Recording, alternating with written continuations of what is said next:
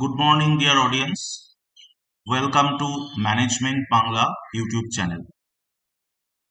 আজকে আমরা একটা লেকচার সিরিজের পার্ট হিসেবে একটি টপিক নিয়ে ডিসকাশন করব, যেটা বর্তমান সময়ের পরিপ্রেক্ষিতে ভীষণভাবেই প্রাসঙ্গিক এবং বিভিন্ন কর্পোরেট সেটিংয়ে যেটিকে নিয়ে ভীষণভাবেই আলোচনা কিন্তু চলছে আমাদের চারপাশে। তো আমরা এই উদ্দেশ্যে ইমোশনাল ইন্টেলিজেন্স লেকচার সিরিজ বলে একটা টোটাল লেকচার সিরিজ আয়োজন করেছি। বেশ কিছু ধাপে ধাপে আমরা বিভিন্ন টপিক নিয়ে আলোচনা করব। আজকে তার প্রথম সেশন এবং ইন্ট্রোডাক্টরি সেশনে আপনাদের সকলকে আমি স্বাগত জানাচ্ছি। আপনারা পুরো ভিডিওটি অবশ্যই মন দিয়ে শুনবেন এবং প্রয়োজন মতো আপনাদের যা ফিডব্যাক দেওয়ার নিশ্চয়ই কমেন্ট বক্সে আপনারা জানাবেন। আর প্লিজ আমাদের চ্যানেলটি সাবস্ক্রাইব করে আমাদের পাশে থাকবেন। তো আজকে আমরা একটু কথা বলবো ইমোশনাল ইন্টেলিজেন্স এই ব্যাপারটা নিয়ে। তো প্রথমেই আমাদের বুঝতে হবে যে এই ইমোশনাল ইন্টেলিজেন্স বিষয়টি কি এবং কেন বর্তমানে এটি ভীষণভাবে গুরুত্ব পাচ্ছে। তো প্রথমেই আমরা চলে যাই আমাদের একটা ডেফিনিশনে, যে ইমোশনাল ইন্টেলিজেন্স বা আবেগীয় বুদ্ধিমত্তা সেটি আসলে কি। তো আমি বাংলাতেই বলছি, যেহেতু আমাদের চ্যানেলের মূল উদ্দেশ্য বাংলাতে কন্টেন্টের আলোচনা এবং বাংলাতেই সমস্ত কিছু, তাই বাংলাতেই আমি ব্যাখ্যা করছি। তো ইমোশনাল ইন্টেলিজেন্স বা আবেগীয় বুদ্ধিমত্তা, দেখুন, এটি এমন একটি বিষয় যেটি আপনার নিজের আবেগকে বুঝতে, চিনতে বা নিয়ন্ত্রণ করতে সাহায্য করে এবং তার সাথে সাথে একজন অন্য মানুষের চিন্তা ভাবনা, তাকে সম্মান করে বা তার আবেগকে উপলব্ধি করে আমাদের সঠিকভাবে কথা বলতে বা সঠিকভাবে সিদ্ধান্ত নিতে বা পরিস্থিতি অনুসারে আচরণ করতে সাহায্য করে।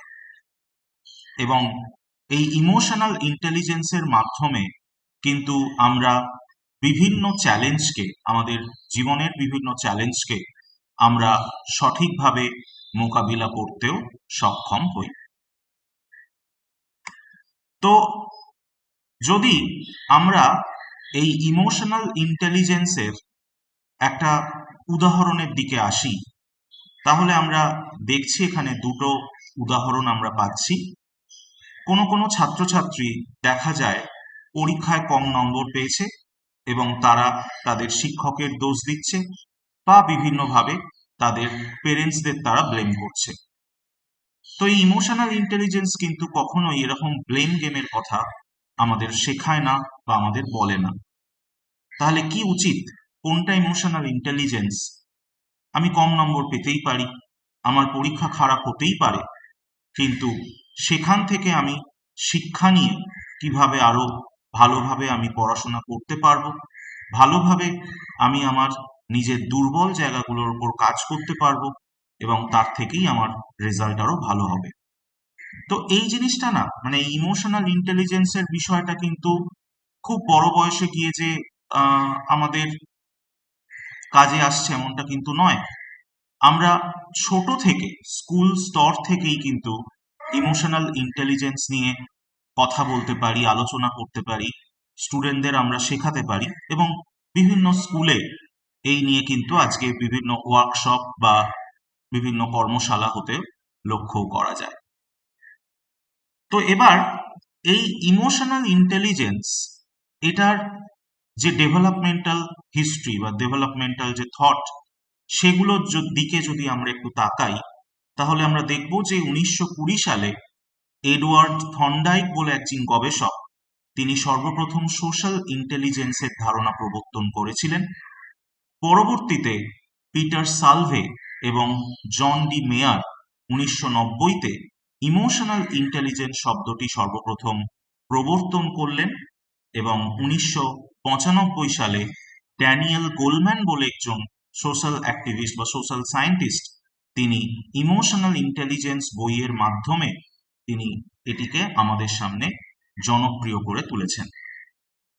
ইমোশনাল ইন্টেলিজেন্স নিয়ে এই ড্যানিয়েল গোলম্যানের থিওরিও রয়েছে, সেটা নিয়েও আমরা আজকে কথা অবশ্যই বলবো।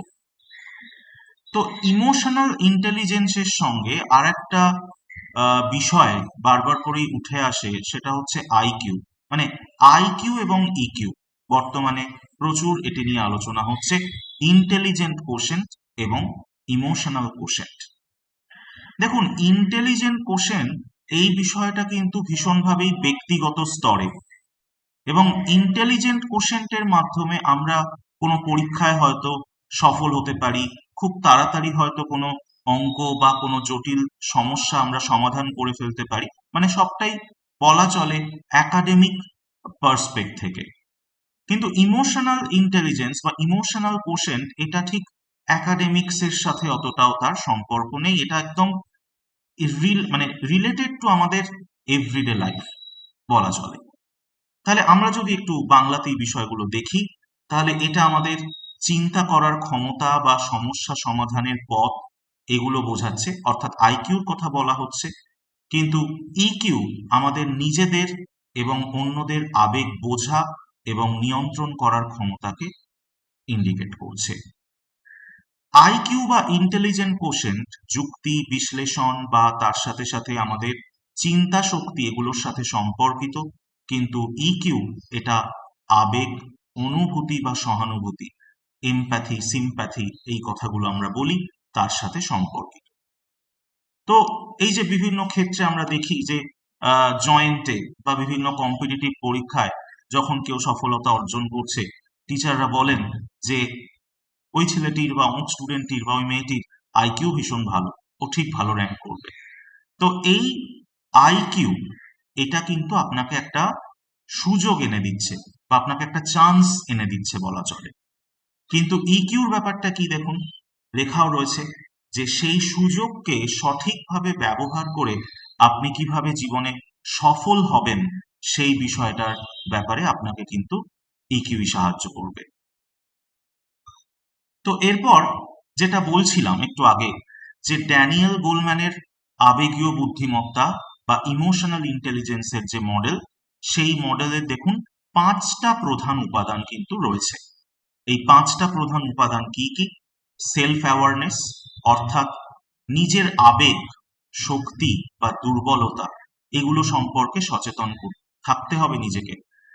আমি কোন ব্যাপারে পজিটিভ থাকি, কোন ব্যাপারে নেগেটিভ থাকি, বা কোন জায়গায় আমার উইকনেস কাজ করে, এই জিনিসগুলো নিয়ে কিন্তু আমাকে ভীষণভাবেই সচেতন থাকতে হবে, বিভিন্ন প্রফেশনাল সেটিংয়ে বা বলা চলে সোশ্যাল লাইফেও।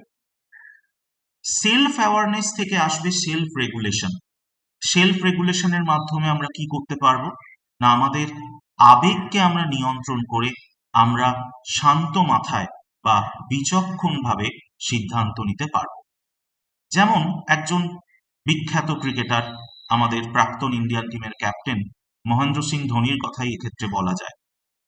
তো যে কোনো পরিস্থিতিতেই আমরা দেখতাম যে টিম পড়ুক না কেন, উনি কিন্তু সবসময় একটা কামনেস বজায় রাখতেন, কাম অ্যান্ড কম্পোজ থাকতেন সবসময়, যে কারণে খুব কঠিন পরিস্থিতি থেকেও কিন্তু আমরা দেখতাম যে ইন্ডিয়া ম্যাচ বের করে আমাদের জিতে যেত।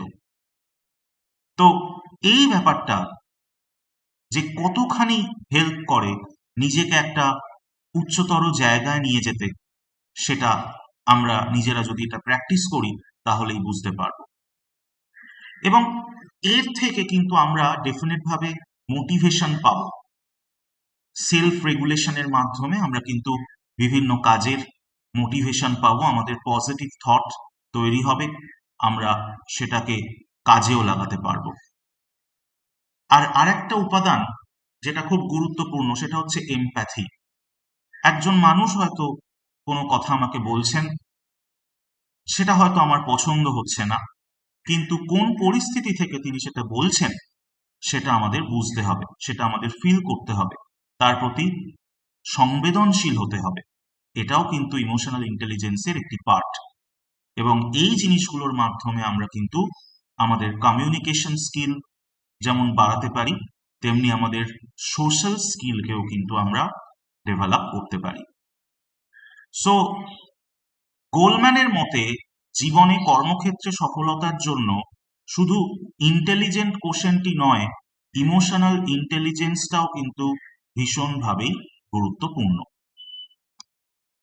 এবার যদি আমরা দেখি যে 21st সেঞ্চুরিতে এই ইমোশনাল ইন্টেলিজেন্সের কি কি গুরুত্ব রয়েছে, না এটা আমাদের রিলেশনশিপকে বেটার করতে সাহায্য করে, আমাদের মেন্টাল ওয়েলবিং তার জন্য ইমোশনাল ইন্টেলিজেন্স ভীষণ দরকার, এটা আমাদের কমিউনিকেশন স্কিল ডেভেলপ করতে এবং তার সাথে ঠিকঠাক একটি লিডারশিপ দিতে সাহায্য করে। ধরুন আপনি একটি ছোট্ট টিমের লিডার, 5 জন আপনার আন্ডারে কাজ করে, ইমোশনাল ইন্টেলিজেন্সের মাধ্যমে কিন্তু আপনি সেই লিডারশিপকেও ঠিক মতো বজায় রাখতে পারবেন।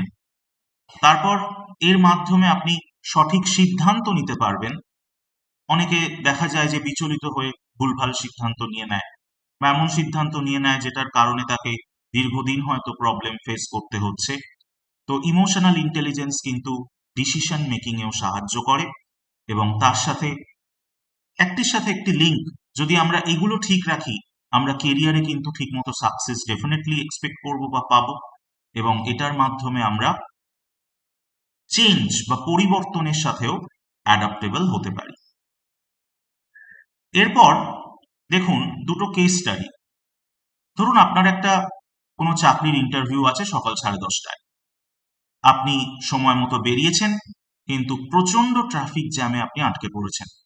ধীরে ধীরে আপনার পারিপার্শ্বিক অবস্থার জন্য গভর্নমেন্টের ওপর রাগ হচ্ছে বা আরো অন্যান্য মানুষের ওপর রাগ হচ্ছে, পুলিশ কর্মচারীর ওপর রাগ হচ্ছে, ট্রাফিক পুলিশকে আপনার যা তা বলে দিতে ইচ্ছা হচ্ছে। তো এই অবস্থায় আপনি কি করবেন? আপনি অন্যদের দোষ দেবেন, নাকি রেগে গিয়ে আপনি বারবার হর্ন বাজাবেন, নাকি আপনি শান্ত থাকবেন, ইন্টারভিউ বোর্ডকে ফোন করে পরিস্থিতি জানাবেন এবং তার সাথে আত্মবিশ্বাসের সঙ্গে আপনি ইন্টারভিউ দেবেন? তো ইমোশনাল ইন্টেলিজেন্স বলছে এক্ষেত্রে আমাদের অপশন বি তে যেটা রয়েছে সেটা করাটাই কিন্তু বাঞ্ছনীয়, সেটা করাটাই কিন্তু উচিত। কেমন?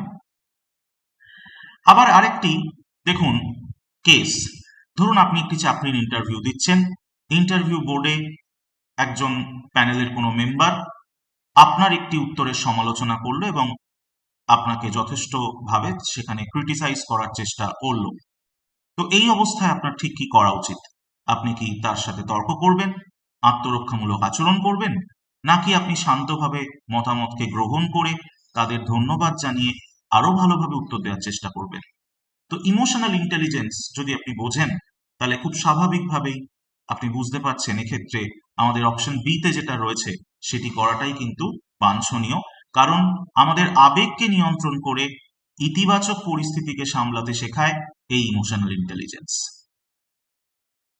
এবার ইমোশনাল ইন্টেলিজেন্স এর সাথে যদি আমরা সাকসেসের একটা লিঙ্কেজ খোঁজার চেষ্টা করি, তাহলে দেখুন ইমোশনাল ইন্টেলিজেন্স আমাদের সেলফ অ্যাওয়ারনেস এটির জন্য ডেফিনেট ভাবে দায়ী। আমরা আগেই বললাম গোলম্যানের থিওরি থেকে, এটা আমাদের কমিউনিকেশন স্কিল ডেভেলপ করতে সাহায্য করছে, রিলেশনশিপকে স্ট্রং করতে সাহায্য করছে, ডিসিশন মেকিংকে অনেক বেশি বেটার করতে সাহায্য করছে, বিভিন্ন চ্যালেঞ্জকে সাধারণভাবে ঠিকমতো নিয়ন্ত্রণ করতে সাহায্য করছে, আমাদের কনফিডেন্স দিচ্ছে, প্রপার লিডারশিপ স্কিল তৈরিতে সাহায্য করছে, এবং এগুলো সবটা হলে আমরা কিন্তু একটা কম স্ট্রেসের মধ্যে আমরা থাকতে পারবো। তো এবার আমাদের কিছু মিথস আছে ইমোশনাল ইন্টেলিজেন্স নিয়ে। সো কিরকম সেই মিথগুলো? ইমোশনাল ইন্টেলিজেন্স মানে খুব আবেগপ্রবণ হওয়া, কিন্তু বাস্তবতা বলছে না, ইআই মানে আবেগকে বুঝে নিয়ন্ত্রণ করে সঠিকভাবে ব্যবহার করা। এটা একটা প্রচলিত ধারণাকে শুধু ভালো মানুষদেরই ইআই বেশি থাকে, কিন্তু না, একদমই না। ইআই কে আমরা শিখতে পারি, অনুশীলনের মাধ্যমে উন্নত করতে পারি, এটা একটা স্কিল সেট বলা যেতে পারে। ইমোশনাল ইন্টেলিজেন্স থাকলে কখনো রাগ বা দুঃখ হয় না, এটাও একটা মিথ, কিন্তু ইআই থাকলেও আমাদের সমস্ত আবেগ অবশ্যই থাকবে এবং আবেগকে ঠিকভাবে নিয়ন্ত্রণ করতে শেখাটা এক্ষেত্রে ভীষণ জরুরি।